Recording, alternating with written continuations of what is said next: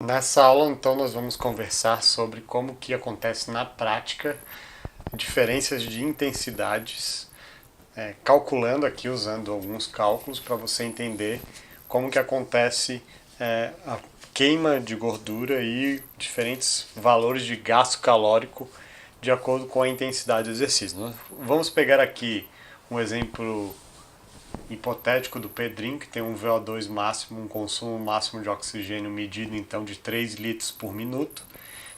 Ele tem uma massa corporal de 72 quilos, então o VO2 máximo relativo de 41,66 ml por quilo por minuto, se nós formos relativizar pela massa corporal dele. Então, um cálculo simples aqui que a gente pode fazer: se o Pedrinho corre 1 hora, ele, na verdade, é uma caminhada, um exercício de baixa intensidade a 30% do VO2 máximo. 30% do VO2 máximo dele corresponde a 0,9 litros por minuto. Nós só multiplicamos aqui 0,3 por 3, dá 0,9 litros por minuto, 900 ml por minuto. Durante 60 minutos, então a gente multiplica 60 minutos de corrida, de caminhada aqui, o exercício dele. Uma média, claro que oscila, mas uma média de 0,9 litros por minuto, a intensidade relativa aqui, dá 53 litros de oxigênio consumidos durante essa caminhada 30% de VO2 máximo. Há um cálculo bem simples aí de a cada litro de oxigênio por minuto consumido por minuto equivalente a 5 calorias gastas, 5,05 na verdade, mas aqui vamos arredondar para 5. Então, a cada 5 quilocalorias gastas por litro de oxigênio, né, nós temos 54 minutos. Então, dá 54 vezes 5, 270 calorias nesse exercício todo aqui. Vamos pegar uma estimativa de que, como o QR ali, o quociente respiratório, ele está mais, pode ter sido mais baixo, né? Ele está mais perto de 0,7 do que mais perto de 1, porque a predominância de gordura aí é bem grande, já que é um exercício de baixíssima intensidade.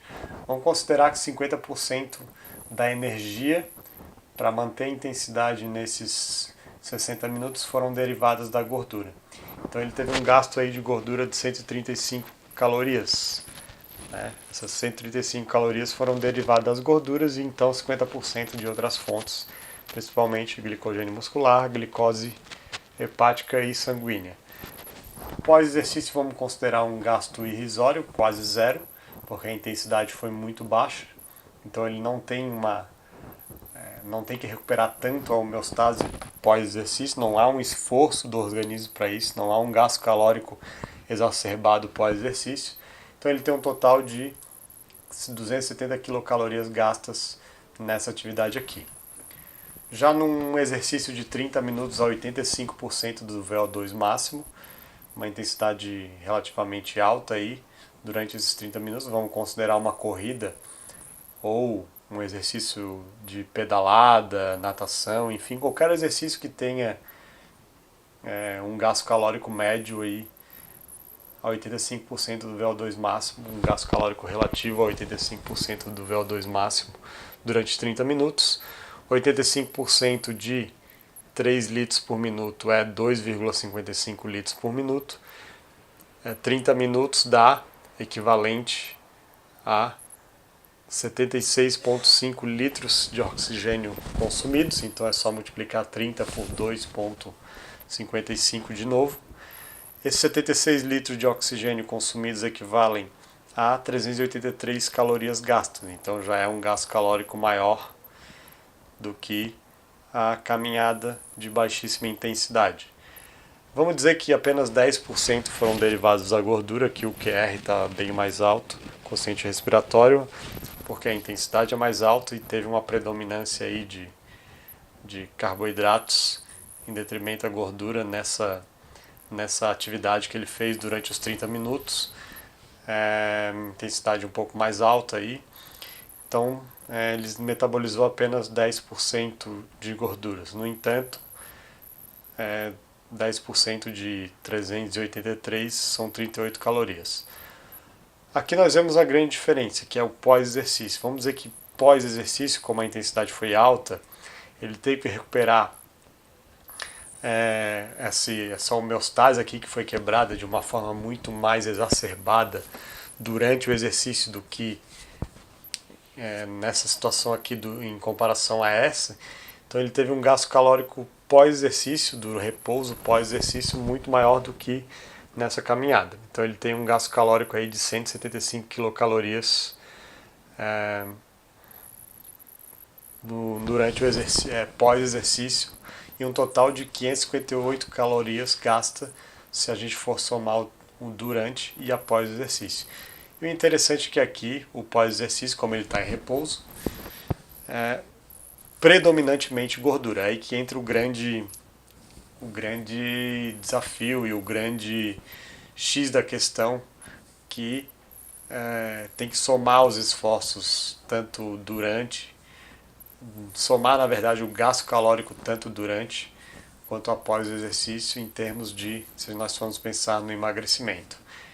Então aí por quê? Porque o gasto calórico pós-exercício é aquele que a gente está em repouso, está recuperando o exercício, a gente está tentando ainda, está gastando energia, na verdade, gastando ATP, e esse ATP é derivado das gorduras. E esse ATP que a gente está gastando é justamente para ressintetizar gordura, ressintetizar proteína, ressintetizar glicogênio muscular, ressintetizar o ATP, né, e a fosfocreatina, e outras. E nós temos uma série de hormônios circulantes ainda que ativam receptores de lipólise e glicólise, e por isso aí nós temos aí um gasto calórico elevado mesmo após o exercício, e se nós somarmos, o gasto calórico total é maior no exercício de alta intensidade.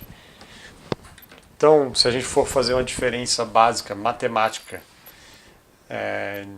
de 288 calorias do alta intensidade em comparação ao baixa intensidade, 558 menos 270, nós temos uma diferença aí positiva em termos de gasto calórico de 288 calorias. Uma semana, se eu tivesse a diferença aí de uma vez por semana, no mínimo uma vez por semana, em relação fazendo exercício de alta intensidade em comparação ao baixa intensidade, se eu mantivesse isso uma vez por semana durante um ano, eu teria aí uma diferença de 15 mil quilocalorias. Daria aí uma redução de peso bem grande, porque seria uma quantidade estaria gastando 15 mil calorias a mais aqui em comparação ao exercício de baixa intensidade. Isso se fosse uma vez por semana somente. Por quê? Que cálculo foi esse? Foi uma vez por semana, então 4 vezes por mês durante um ano. Um ano então tem 48 semanas. Eu multiplico tudo isso por 288, daria 15 mil calorias. Então por que isso acontece? Intensidade e duração. Maior intensidade, maior o gasto calórico, maior o gasto energético durante e após o exercício. Isso naquela situação ali, hipotética. Claro que nós temos que ver a duração e a intensidade real do exercício e tentar fazer uma estimativa a partir daqueles cálculos. Isso é para você entender de onde vem essa estimativa e como que emagrecer não é somente matemática. Tem que ter a noção de como o nosso organismo responde às diferentes demandas impostas pelo exercício. Intensidade muito baixas, menos de 30% do consumo máximo de oxigênio, não há gasto energético durante a recuperação, mesmo quando realizados por um tempo prolongado, 80 minutos, por exemplo. Então, isso algumas pesquisas indicam que mesmo durante um período prolongado de exercício de baixa intensidade, o gasto calórico pós-exercício é muito pequeno, então a gente dependeria somente do gasto calórico durante o exercício. Para intensidades acima de 50% a 60% do consumo máximo de oxigênio, o aumento de duração aumenta o gasto energético pós-exercício. Então, aí, quanto maior a percepção subjetiva de esforço, né, a gente está aqui falando de 50% a 60% do consumo máximo de oxigênio. Maior seria então o gasto calórico pós-exercício. O que acontece é mais ou menos aqui. Se nós pegarmos um marco zero, significa aqui é o tempo que eu parei o exercício e aqui horas após o exercício. E aqui a gente consideraria uma linha no eixo Y aqui, seria os valores de gasto calórico durante o repouso, praticamente os 3,5 ali ml por litro por minuto que nós necessitamos, um equivalente metabólico de gasto calórico de repouso. Isso é uma média, uma estimativa média mundial, claro que cada um vai ter o seu. Aqui ele está estimando em ml por minuto. E se nós pegássemos, podemos pegar qualquer valor aqui se fosse o repouso, dá para perceber que a gente para o exercício, vamos dizer que o marco zero a gente parou o exercício, e a gente não tem uma queda livre do gasto, do consumo de oxigênio após exercício. Nós temos uma queda mais lenta, mais rápida e depois uma queda mais lenta. No entanto, a gente tende a recuperar os valores basais, só que de uma forma não tão rápida. Essa curva ela demora para chegar nos valores basais, significa que aqui ainda tem consumo de oxigênio elevado em relação aos valores basais. Nós vamos ter uma série de aulas ainda explicando por que isso acontece. E aqui você pode observar que o exercício foi submáximo, 71 a 80 minutos, entre 69% e 78% do consumo máximo de oxigênio.